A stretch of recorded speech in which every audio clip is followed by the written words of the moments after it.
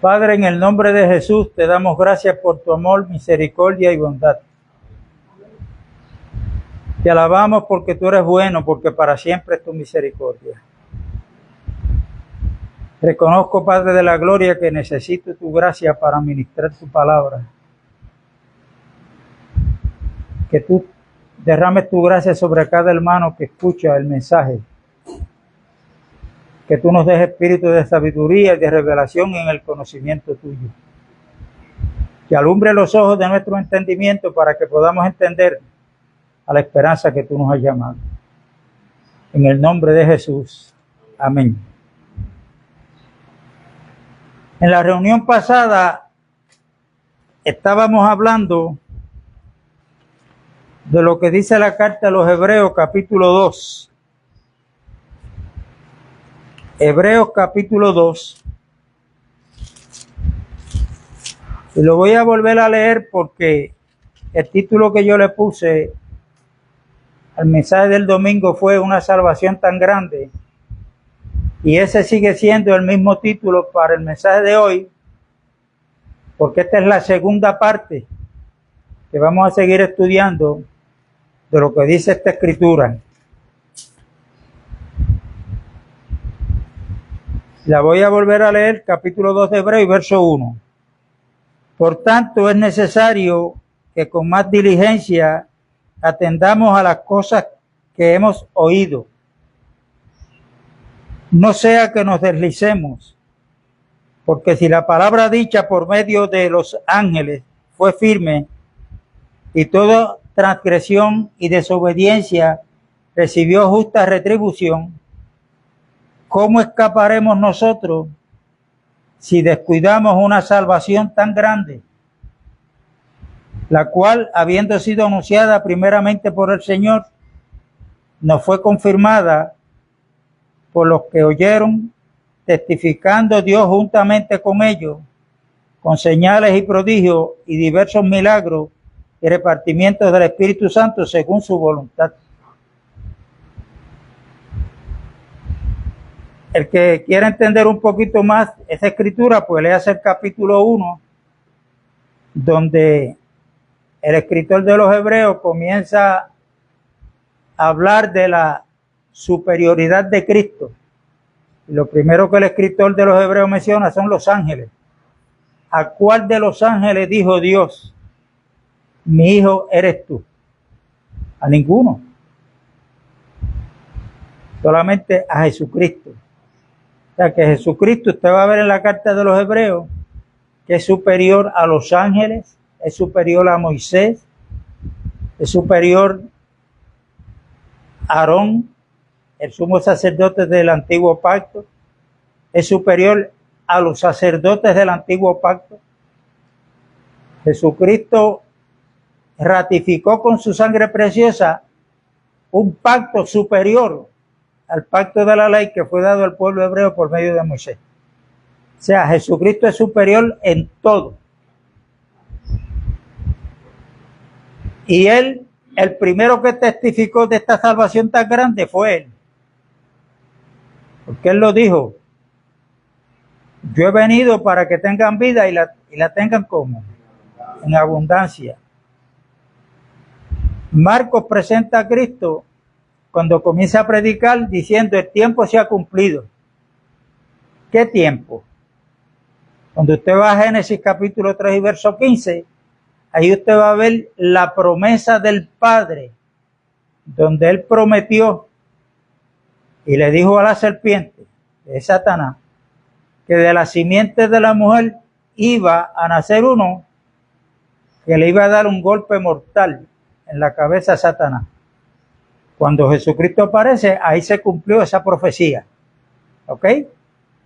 Ahí la tenemos cumplida.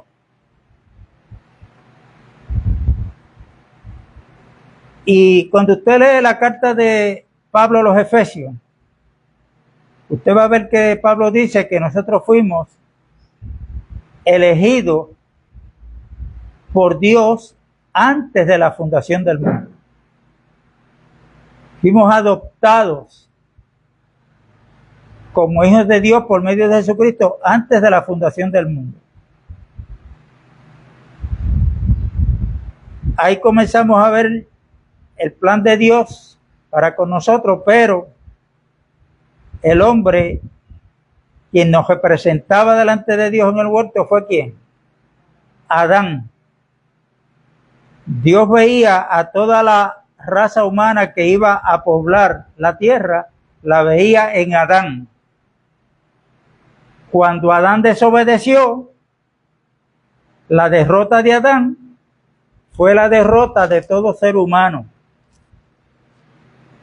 Y por eso es que el hombre, que Dios lo tiene incluido en su plan eterno, Dios no ha cambiado de plan, pero por haber desobedecido Adán a Dios, fue destituido de la gloria de Dios. Ahí toda la raza humana quedó destituida de la gloria de Dios. Por tal razón, nosotros necesitamos un redentor. Necesitamos redención. ¿Qué significa la palabra redención? La palabra redención significa rescatar, redimir, adquirir por compra, liberar y darle libertad a los que estábamos cautivos. Si yo pregunto, bueno, la época de la esclavitud pasó, yo no sé qué usted me contestaría, pero bíblicamente hablando, la época de la esclavitud espiritual no ha pasado. Nosotros éramos esclavos del pecado. Y recuerden que cuando Satanás logró distraer los sentidos de Eva por medio de la conversación, sus sentidos fueron extraviados de la fidelidad a Dios. Comen de la fruta que Dios les dijo que no comieran, del árbol prohibido. Ella le dio a su esposo, y el responsable de todo eso, bíblicamente hablando, a quien Dios culpa es a Adán. Y esto es bueno, conocer la parte negativa primero, para que podamos luego entender la positiva, lo que hizo Dios en la persona de Cristo su Hijo, para bien nuestro. O sea, si a usted el cuerpo no le manifiesta alguna enfermedad, lo menos que usted piensa es en quién, en un médico. Pero si nuestro cuerpo comienza a manifestar una enfermedad, sea un dolor o sea lo que sea, inmediatamente pensamos en quién. Voy a tener que ir a un médico. El cuerpo me está indicando que hay algo malo. ¿Ok? Si el hombre y la mujer no entienden que cuando esta primer pareja desobedece a Dios en el huerto del Edén, ¿qué fue lo que logró Satanás inyectar en la carne de esta primera pareja? Fue inyectar su naturaleza, y la naturaleza de el diablo es pecado. Y ahí en adelante, el hombre pasa a ser esclavo del pecado. Por eso, nosotros necesitamos redención, alguien que nos rescate. Pero aquí hay algo que tenemos que entender, y a mí me gustaría que vayamos al Salmo 49. Salmo 49.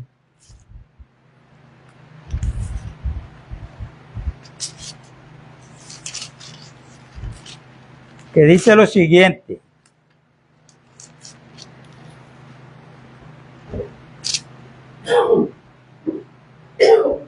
Yo voy a tomar tiempo para leer para que ustedes lo repasen luego en su casa. Dice lo siguiente: oíd esto, estoy en el Salmo 49 y verso 1 en adelante. Oíd esto, pueblos todos.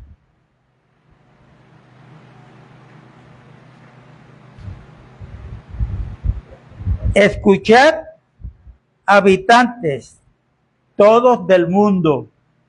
Esto es un mensaje, no es para una persona en exclusivo, es para todos los habitantes del mundo. Así los plebeyos como los nobles, el rico y el pobre, juntamente. Mi boca hablará sabiduría y el pensamiento de mi corazón inteligencia. Inclinaré al proverbio mi oído, declararé con el arpa mi enigma. ¿Por qué he de temer en los días de adversidad? Cuando la iniquidad de mis opresores me rodeare. Los que confían en sus bienes y de la muchedumbre de sus riquezas se jactan, ninguno de ellos podrá dar en manera alguna, voy a leer de nuevo el verso 7, ninguno de ellos podrá en manera alguna redimir al hermano, ni dar a Dios su rescate, porque la redención de su vida es de gran precio y no se logrará jamás. ¿Qué quiere decir eso? Que la redención del ser humano nadie la puede conseguir por méritos propios, por las riquezas materiales que tenga. Ni el que tenga la riqueza puede redimirse a sí mismo, ni tampoco puede redimir a otro, porque la redención del hombre es de gran precio. El que esté tratando de allegarse a Dios fuera de Jesucristo está siendo partícipe de la primera religión que inventó el diablo, usando a Caín. Porque cuando Abel llevó una ofrenda delante de Dios, que fue de lo mejor de las ovejas, pero Caín llevó otra ofrenda a Dios. Pero ¿de dónde sale la ofrenda de Caín? Caín era un hombre que se dedicaba a la agricultura, al campo, a trabajar. O sea, lo que él logró por sus propios esfuerzos fue lo que le presentó a Dios. En otras palabras, si usted lee Efesios capítulo 2, dice que la salvación no es por obra, para que nadie se gloríe. Caín, guiado por Satanás, quiso agradar a Dios por medio de sus obras, de algo que él ganó por sus propios esfuerzos. Y esa ofrenda a Dios, Dios la rechazó. No es, repito, que Caín no llevara una ofrenda, él la llevó. Pero fue una ofrenda que él logró adquirir por sus propios esfuerzos. En el día de hoy, esa religión está permeando en la mente de muchos, porque creen que por sus obras es que pueden ser salvos. Y ahí están las diferentes religiones en el mundo entero. La ofrenda que llevó Abel fue de lo mejor de las ovejas, y Abel aprendió y fue un buen discípulo, porque Abel tuvo conocimiento de que cuando sus padres le fallaron a Dios, ¿qué fue lo que hizo Dios con Adán y Eva? Adán se había tejido unas vestimentas de hojas de higuera para cubrir su desnudez, pero cuando Dios vino y los llamó a cuenta, aquella vestimenta para Dios no servía. ¿Qué hizo Dios? le hizo unas vestimentas de pieles de animal. Lo que quiere decir es que Dios sacrificó un animal no culpable para cubrir la desnudez de esta primer pareja que eran culpables. Ya ahí en tipo y sombra Dios nos está hablando de su Hijo Jesucristo. Esa es la vestimenta que nosotros tenemos que tener por dentro y por fuera. Romanos capítulo 2 y verso 13 dice, vestidos del Señor Jesús.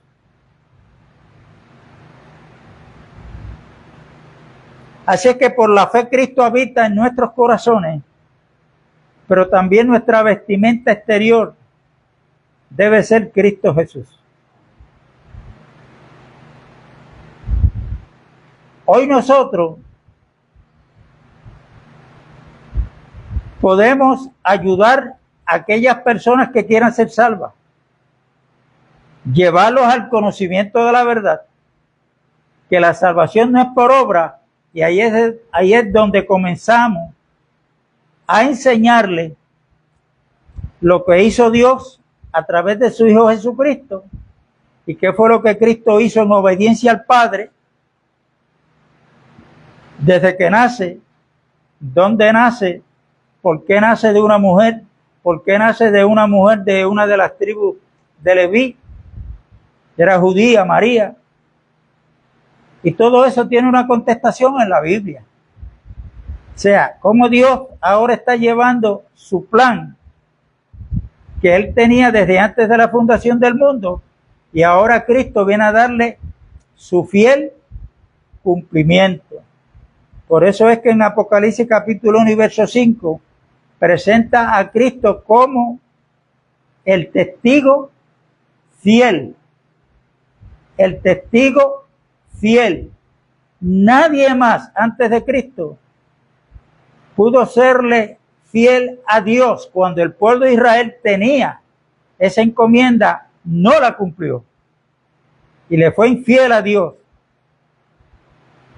El único que vino y que ahora se le llama el testigo fiel en Apocalipsis 19, cuando él venga montado sobre un caballo blanco, dice que trae un nombre escrito en sus muslos que solamente él conoce, pero el Espíritu Santo le plació darnos a conocer ese nombre, y dice que él es el Verbo de Dios y lo llama el testigo fiel y verdadero.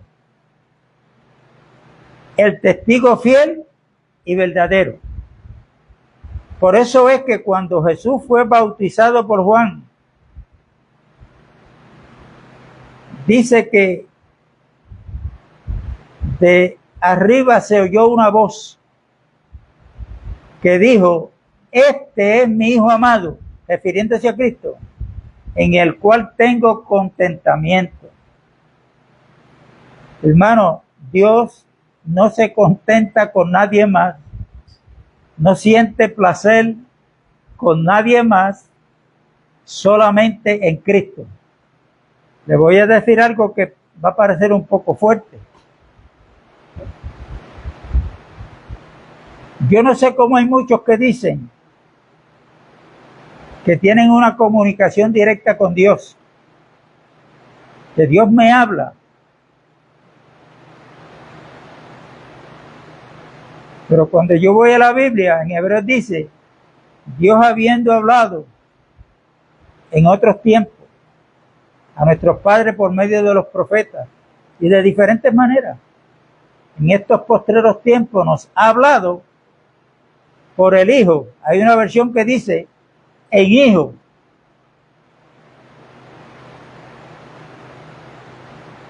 ¿Y por qué Jesucristo la Biblia lo presenta como el único intermediario entre Dios y el hombre? Bueno, porque para yo, aún como hijo de Dios y usted, allegarnos al Padre tiene que ser por medio de Cristo. No hay de otra. Es por medio de Cristo. Por eso es que Pablo dijo, escribiendo a Timoteo, el que no se conforma a la sana palabra de nuestro Señor Jesucristo, y a la doctrina que es conforme a la piedad está envanecido y nada sabe. Delira acerca de cuestiones necias, de las cuales nacen envidia, pleito, blasfemia, mala sospecha, de hombres corruptos privados de la verdad. O sea, nosotros tenemos que ver que aquí en Hebreos 2 dice que el primero que habló de esta salvación fue Cristo. Luego los apóstoles, y ahora la iglesia en su totalidad es responsable de dar testimonio de la verdad, como le dijo Cristo a Pilato: yo he venido a dar testimonio de la verdad. Pilato le dijo: ¿qué es la verdad? El Cristo no le contestó, porque la verdad es Él, es Cristo mismo. O sea, nosotros no podemos buscar nada de parte de Dios fuera de Cristo. Nada, pero nada.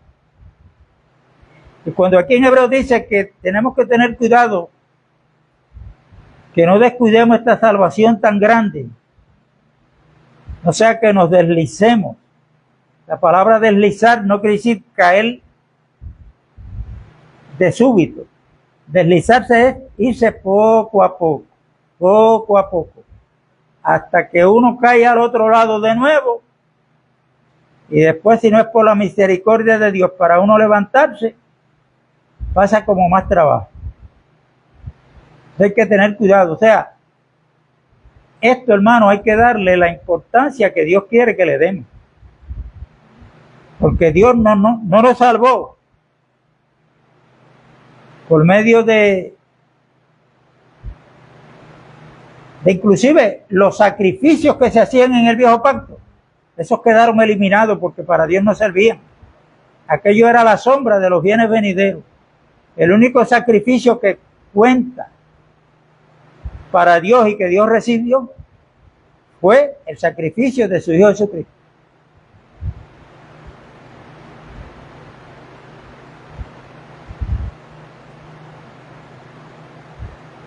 Romanos capítulo 6,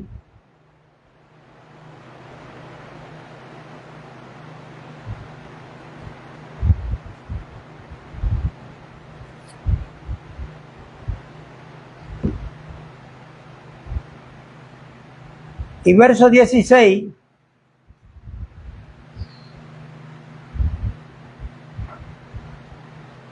dice Pablo que éramos esclavos ¿de qué? Del pecado. Esclavos del pecado. Y esa palabra esclavo no se puede tomar muy rápido. Hay que buscar cuándo es que uno se hace esclavo.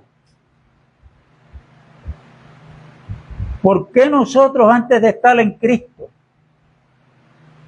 llevábamos una vida desenfrenada? Droga, el que se endrogaba, el que bebía el alcohol, el que hablaba malo, hablando malo, creyéndose superior a los demás. Esa vida que llevábamos antes de estar en Cristo, ¿por qué la hacíamos? Porque estábamos sometidos al pecado.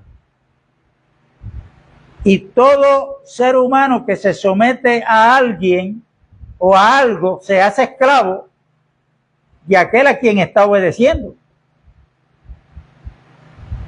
Entonces, por eso es que nosotros necesitábamos un redentor, necesitábamos redención, porque no podíamos por nuestra propia cuenta salir de la esclavitud del pecado. Cristo toma nuestro lugar y viene en representación del pueblo hebreo que le falló a Dios, y viene en representación de los gentiles, y en la cruz ahí vemos al Redentor llevando a cabo nuestra redención, porque toma nuestro lugar. Y cuando Él está en la cruz, desde las 6 de la mañana, como lo presenta Marcos, pero que Mateo dice que a las 12 del día hubo tinieblas en todo el mundo, hasta las 3 de la tarde. Ya ahí se cumplieron 6 horas, de 6 de la mañana a 12 del día hay 3 horas. De 12 del día a las 3 de la tarde hay 3 horas más. Jesús estuvo levantado en la cruz 6 horas. El hombre fue creado, ¿en qué día? En el 6º día. Y ahí él está representando a la raza humana. Por eso es que cuando escudriñamos la Biblia, usted va a encontrar oraciones como esta. En Adán, todos morimos. Va a encontrar otra que dice, en Cristo. No es lo mismo con Cristo que en Cristo. ¿Estamos entendiendo eso, verdad? Por eso es bueno cuando uno lee, leer con cuidado, poco a poco, porque a veces uno lee ligero y se le van las palabras sin uno analizarlas.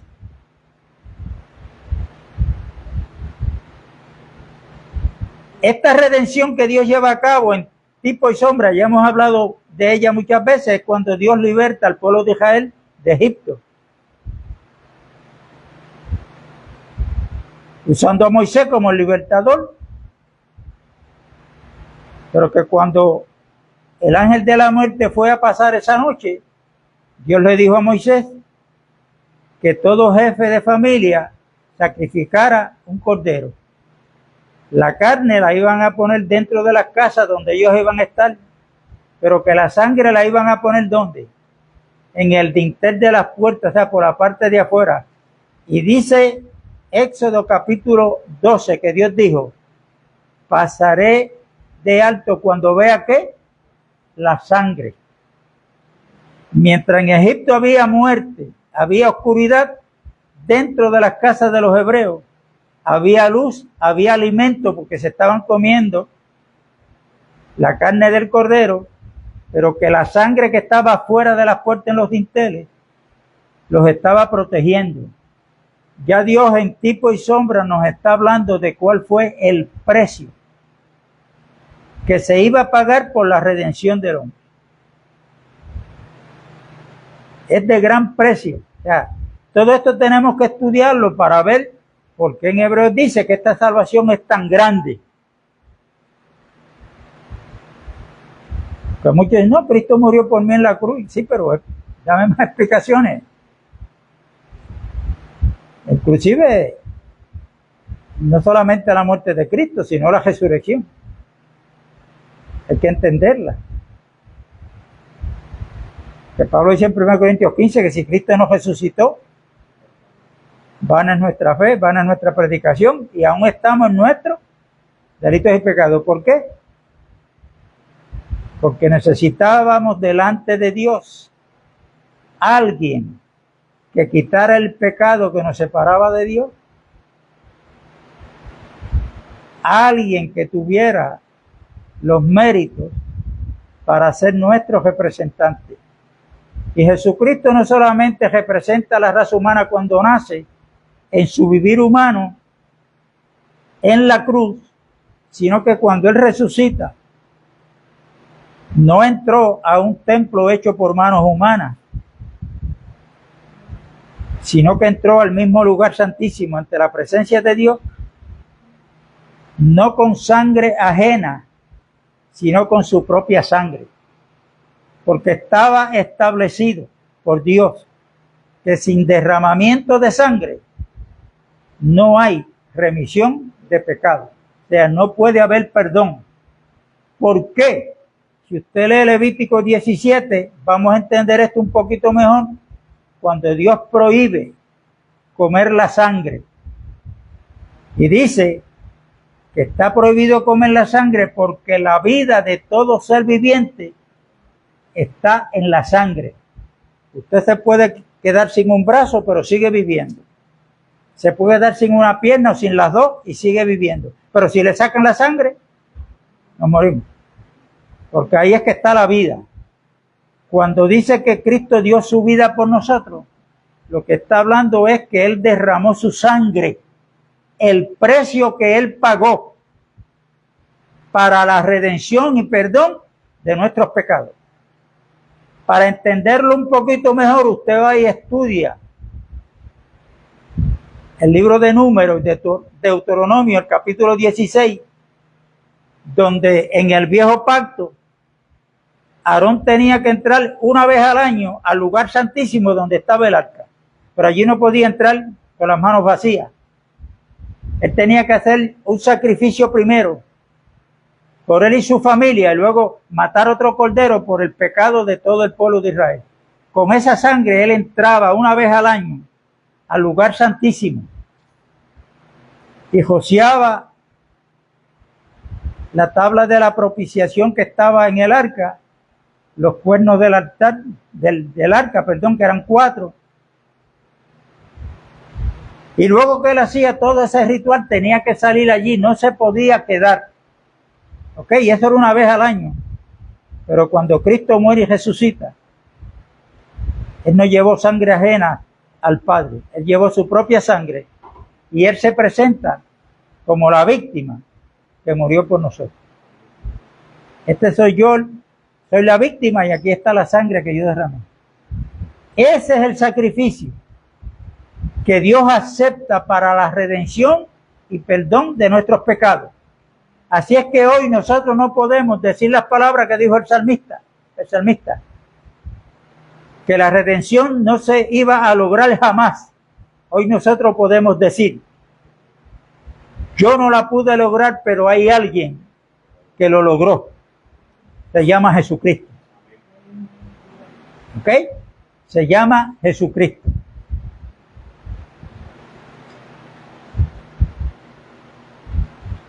Cuando Jesucristo nace estaba establecido, y esto usted lo puede leer en Levítico 25, donde el pueblo hebreo tenía una ordenanza puesta por Dios, que en el año 50 había lo que se le llamaba a esa fiesta, la fiesta del jubileo. La palabra jubileo viene de qué? ¿Con qué usted la asocia? Con gozo, alegría. ¿Y por qué se le llama el jubileo? Porque esa fiesta era celebrada en el 7º año. Después que pasaban las 49 semanas de año, que cada semana representa un año, los 49 años pasaban, en el año 50, celebraban la fiesta del jubileo, porque y en esa fiesta, si el pueblo hebreo había tenido propiedades que las perdió porque tuvo que venderlas, porque necesitaba, en ese día esa propiedad le tenía que ser devuelta. Los que tenían esclavos, hasta aquí llegaron, tenían que darle la libertad. Los que estaban oprimidos, todo era una fiesta, porque todo lo que iba a suceder en el año 50 era de bien para el pueblo. Esa fiesta, se puede hablar mucho más de ella, pero esa fiesta tuvo cumplimiento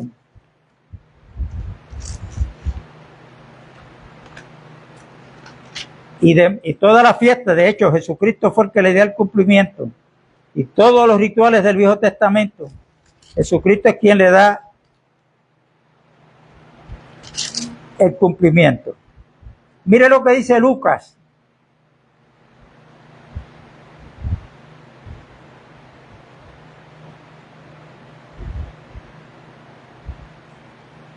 Vino a Nazaret donde se había, estoy leyendo el verso 16 del capítulo 4 de Lucas.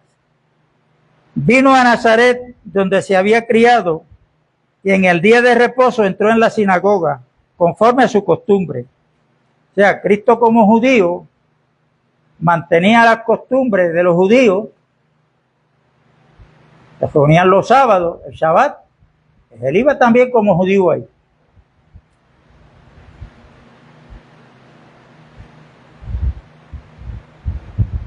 Y se levantó a leer. Y se le dio el libro del profeta Isaías. Esto que está aquí, que vamos a leer, está en Isaías 61. Y habiendo abierto el libro, halló el lugar donde estaba escrito: el Espíritu del Señor está sobre mí. Lucas capítulo 4 y verso 18 estoy leyendo. Por cuanto me ha ungido para dar buenas nuevas, ¿a quién? A los pobres. Me ha enviado a sanar a los quebrantados de corazón, a pregonar libertad a los cautivos y vista a los ciegos, a poner en libertad a los oprimidos y predicar el año agradable del Señor. Y enrollando el libro lo dio al ministro. Hay un versículo que está en Isaías 61 que Cristo no lo citó. Es el que le sigue al 19. A predicar el año agradable del Señor. Cuando usted va a Isaías 61, lo que aparece después es anunciar el día de venganza de Jehová. Cristo no citó eso. Eso viene, va a venir. Pero Cristo no lo citó, porque Cristo a lo que vino fue a lo que él dijo ahí.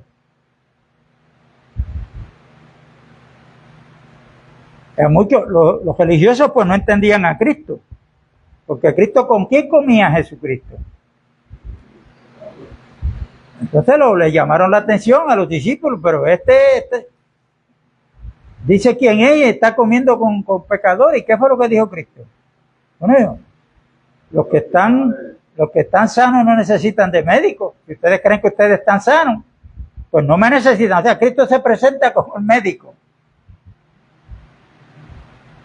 Y el que está enfermo, que reconoce que está enfermo, es el que reconoce que necesita al médico, que es él. Nosotros estábamos enfermos con una enfermedad permanente que nos llevaba a la perdición eterna, que era el pecado. Cristo nos vino a dar libertad de la esclavitud del pecado. Y ahí, cuando él dice, en el verso 20, vamos al el 21, y dice, y comenzó a decirle: hoy se ha cumplido esta escritura delante de vosotros. O sea, lo que estaba profetizado en Isaías 61, Cristo dijo: hoy se ha cumplido esta escritura en medio de ustedes. ¿Por qué? Porque yo vine a esto. Después que le leyó la lista de a qué fue que él vino, pues le dice: hoy se ha cumplido esta escritura en medio de ustedes. Entonces, una de las cosas que nosotros tenemos que ver a la luz de la escritura es reconocer de dónde Jesucristo nos liberta. El rescate, el precio que él pagó fue su sangre preciosa. Por eso es que él nace de una mujer judía allá en Nazaret, porque si usted lee Levítico 25, usted va a ver que estaba escrito que el que necesitaba ser rescatado y no podía rescatarse porque no tenía los recursos, el pariente más cercano, si tenía recursos, podía rescatarlo, podría pagarle rescate. Al Jesucristo nacer en medio del pueblo judío, se hace un judío más y se hace como el pariente más cercano para poderlos rescatar y pagarle rescate por ellos. Ellos no entendieron eso. No lo entendieron. No lo entendían. Todavía hay muchos que hoy no lo entienden. Pero que en la cruz no solamente se hizo el pariente más cercano de los judíos, sino que también se hace el pariente más cercano de nosotros los gentiles. Porque en la cruz de ambos pueblos, ¿cuánto hizo? Uno solo. Uno solo. Nosotros somos del uno. Por lo cual Cristo oró, Juan 17. Padre, que ellos sean uno como tú y yo somos uno. Entonces, nosotros tenemos que renovarnos en el espíritu de la mente y pensar por qué yo hacía antes estas cosas.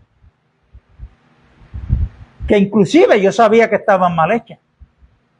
La Biblia me dice que era porque yo era esclavo del pecado y usted también. Pero se nos pasa por alto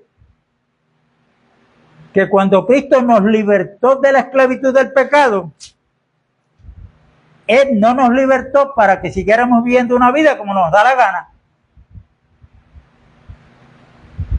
Porque si usted lee con cuidado Romanos capítulo 6, dice que ahora somos esclavos de la justicia.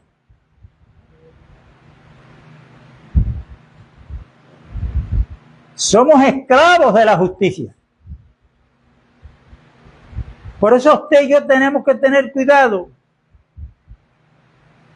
que cuando uno conoce a una persona que no se ha convertido, que no ha nacido de nuevo, usted no le puede hablar la palabra que nosotros estamos hablando aquí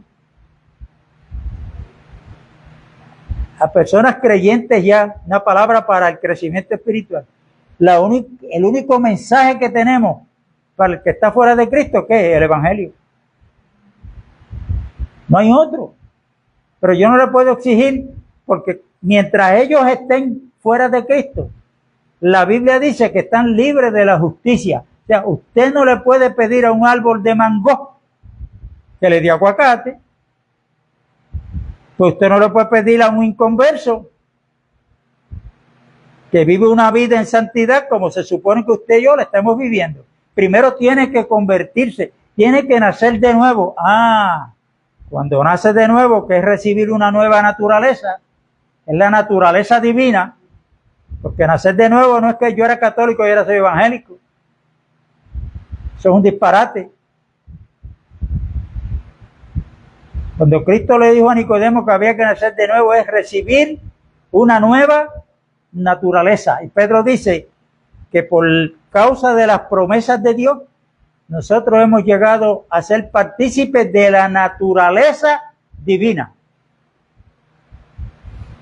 Y esa naturaleza divina que está en nuestro espíritu, que se le ha vuelto a dar vida, es lo que Dios está trabajando, en lo que Dios está trabajando en nuestro interior de nuestro espíritu, formando el nuevo hombre. Entonces, a nosotros descubrir todo lo que Cristo es, todo lo que Cristo hizo y es para nosotros, nosotros tenemos que ir aprendiendo cuán grande es esta salvación. Y si nosotros no descubrimos y no entendemos lo grande que es esta salvación, pues vuelvo a repetir lo que dije ahorita. Vamos a vivir una vida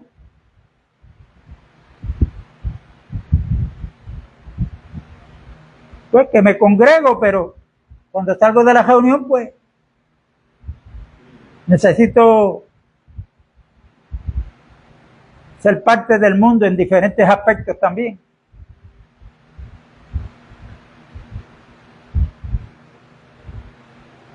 Y nos puede pasar como a la iglesia de la Odisea. ¿Qué hace Dios con los tibios? A Dios le da náusea, los tibios. O sea, yo no puedo tener una pierna en el mundo y una en el reino de los cielos, porque se me va a descubrir la vergüenza. O estoy en el mundo o estoy en el reino de Dios, en la iglesia, el cuerpo de Cristo. Tenemos que entender que cuando nosotros nos convertimos, la palabra es porque Dios nos aceptó. Dice en Efesios 1, Dios nos trasladó de la potestad de las tinieblas a la potestad o al reino de su amado Hijo. En la potestad de las tinieblas, ¿quién era el que mandaba? El que manda, Satanás. Y el pecado que está en la carne del hombre es la que esclaviza al hombre y a la mujer, al ser humano. Pero al recibir una nueva naturaleza, es parte de esas bendiciones que habla en Efesios 1:7, 1:3, perdón, que Dios nos ha bendecido con toda bendición espiritual en los lugares celestiales en Cristo Jesús. Y hay que descubrir todas esas bendiciones, y una de ellas es que nosotros no teníamos el poder para vencer a la ley del pecado. No nos podíamos salvar por nosotros mismos. Por eso, todo católico, voy a hablar directamente por el centro del plato, que escudriñe la Biblia, es el consejo que le doy. Porque aquí hay una palabra bien fuerte que está precisamente en la carta de los Hebreos.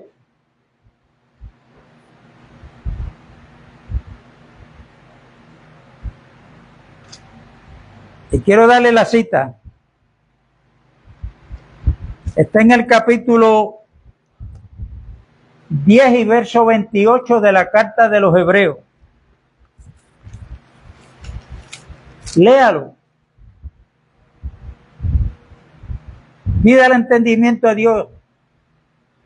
Y ahí dice la palabra, antes de este versículo 28, que el que violaba la ley de Moisés por 2 o 3 testigos y se encontraba culpable, tenía que morir irremisiblemente. ¿Cuánto más aquellos? Eso es lo que dice el verso 28. Al que tenga la sangre de Jesucristo por inmunda. ¿Qué es tener la sangre de Jesucristo por inmunda? Esto es sencillo. Por ejemplo, voy a dar un ejemplo. Un católico se le ha enseñado que para el perdón de pecado tiene que irse a confesar con un cura. Y cuando un católico va, porque no lee la escritura, y crea ese ritual, está teniendo por inmunda la sangre de Cristo. En otras palabras, Cristo dejamos su sangre, pero no es suficiente para el perdón de mis pecados. Yo voy a confesárselos a un cura. Tanto el cura como el que se confiesa tienen la sangre de Jesucristo por inmunda. Los evangélicos tienen que tener cuidado también, porque muchos mandan ayunos y sacrificios por muchas cosas. Hay que tener cuidado. Hay que tener cuidado. Entonces, esto yo lo digo así por el centro del plato, como digo, porque es que hay que hablar la verdad. Porque Dios no quiere que nadie se pierda, sino que todos procedan al arrepentimiento. ¿Por qué hay tantas sectas religiosas en el mundo? Bueno, porque cada una tiene algo en especial para ellos, que eso es lo que los hace ser hijos de Dios y pertenecer a la iglesia verdadera.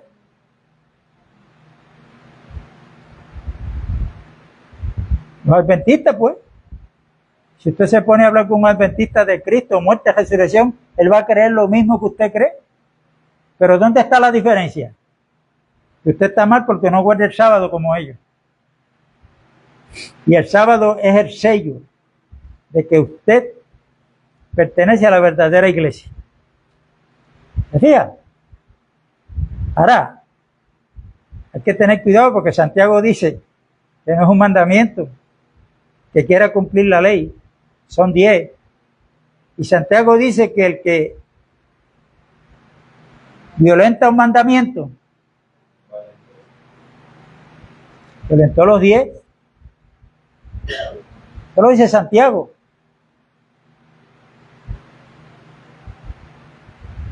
Pero el que ha recibido revelación en el nuevo pacto, tenemos que tener una conciencia tranquila, porque no es que yo guarde el sábado, es que yo estoy guardado en el verdadero reposo de Dios, que es Cristo Jesús, que dijo en el capítulo 11 de Mateo: vengan a mí los que estéis trabajados y cansados, que yo los haré descansar.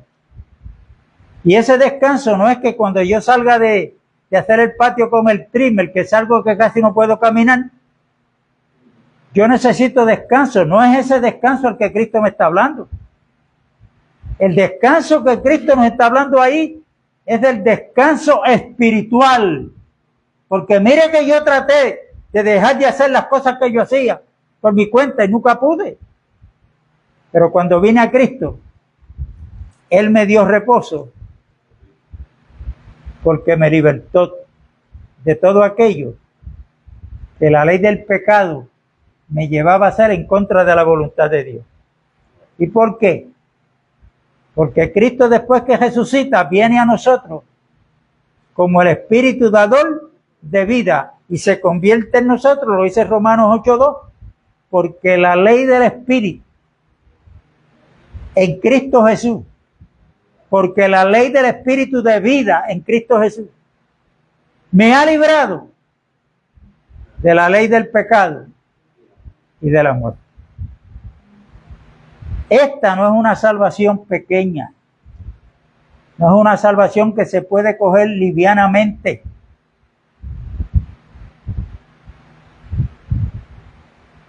Y nosotros estamos recibiendo tentaciones en nuestro diario vivir. Yo estoy escuchando un programa que radial, donde tienen al pastor, ¿cómo que se llama el nombre de él? El apellido es Fon, es de Carolina. Otoniel Fon.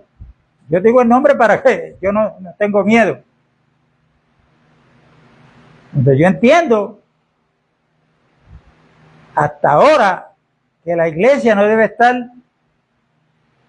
inmiscuida en la política, porque cuando yo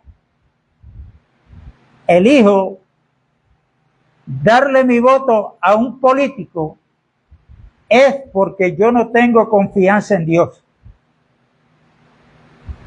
o tengo un poco de confianza en Dios, pero en yo tengo que tener confianza también. Caigo entonces en lo que me dice Dios a través de Jeremías, capítulo, ¿cuál es?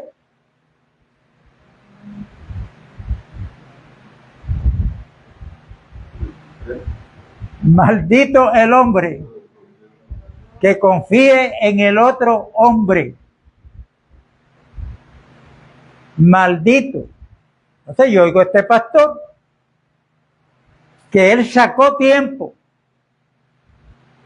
para reunir a los jóvenes de la iglesia que él pastorea, a darle clase cómo era que había que votar en las papeletas estas, porque hay un revolú ahora de papeletas. Él sacó tiempo para instruirlos y muchos de ellos están siendo parte de la Comisión Estatal de Elecciones.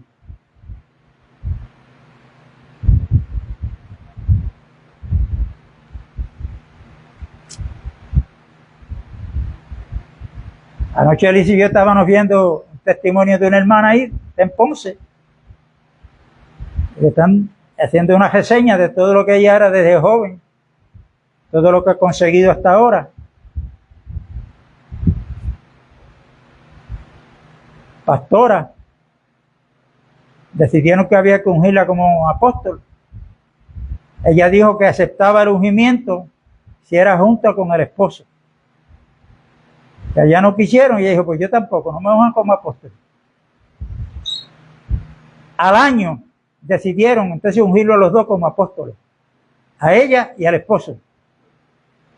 Pero le falta todavía de andar un escaño más en el mundo Y es que ella piensa entrar en la política, postularse para alcaldesa de Ponce. Y todo eso, pues, lo que yo me pongo a pensar a veces es que Dios me está guiando, Dios me dijo, Dios me dirige.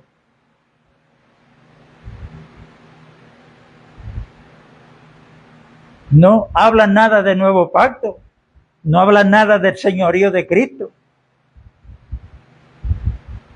Porque para nosotros entender esta salvación tan grande, nosotros tenemos que descubrir en la Biblia que Cristo no es nuestro Salvador nada más, Él es el Señor de nuestras vidas. Él es el que gobierna, se supone, la iglesia. Él es nuestro amo, nuestro jefe, y de todo lo que tenemos. Lo que pasa es que Él no nos quita las cosas materiales, Él no nos las quita. Pero tenemos que entender que somos mayordomos, no dueños, somos mayordomos de las cosas materiales. Que el dueño es Él. Porque ¿qué tú tienes que no hayas recibido? Y si lo recibiste, ¿de qué te glorías? Entonces tú dirás, bueno, yo me gano esto, pero es con el sudor de mi frente. Y bueno, échale la culpa a Dan. Pero ¿quién te da la salud para tú trabajar? ¿Quién te mantiene? ¿Quién te trae los clientes para ponerle tinte a los carros? Hay un hijo. Y así sucesivamente. Y a veces pensamos en Dios y en el obrar de Dios en las reuniones nada más. Pero hay pequeños detalles que son pequeños para nosotros, pero Dios está en el asunto. Y si nosotros descuidamos y no conocemos esta salvación tan grande, podemos irnos deslizando poco a poco, poco a poco. ¿Cuántos hay? Yo no sé a cuántos tú te has encontrado, no sé, pero yo me los he encontrado. No, yo perseveraba, estuve en la iglesia tanto tiempo, pero, ¿ves? Porque ese pero no puede fallar, pero. Y entonces ahora para volver, se le está haciendo, no es que no puedan, pero es que se les hace difícil. Se les hace difícil, porque el estar en el Señor, yo voy a recibir de parte de arriba, siempre y cuando abandone en mi mente y en mi corazón lo de abajo. Por eso Pablo, escribiendo a los Colosenses en capítulo 3, dice, si pues habéis resucitado con Cristo, buscad de las cosas de arriba, donde está Cristo sentado a la diestra de Dios.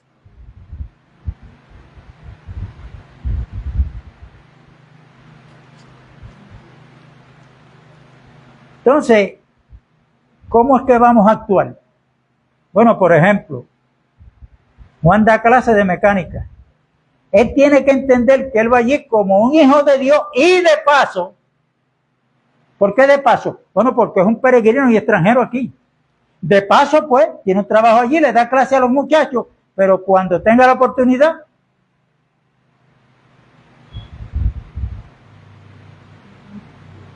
cuando los muchachos están allí reparando una transmisión, entonces le dice, ¿tú ves que esa transmisión la estamos reparando? Esa reparación, esa transmisión, es tipo y sombra de nosotros. Pero Dios no quiere reparar al viejo hombre, ¿saben? Dios lo quiere eliminar. Y todo esto se puede coger como ejemplo, pero claro, pidiendo el entendimiento a Dios. La maestra que da clase, de paso, yo soy maestra, pero como hija de Dios, de paso pues doy clase.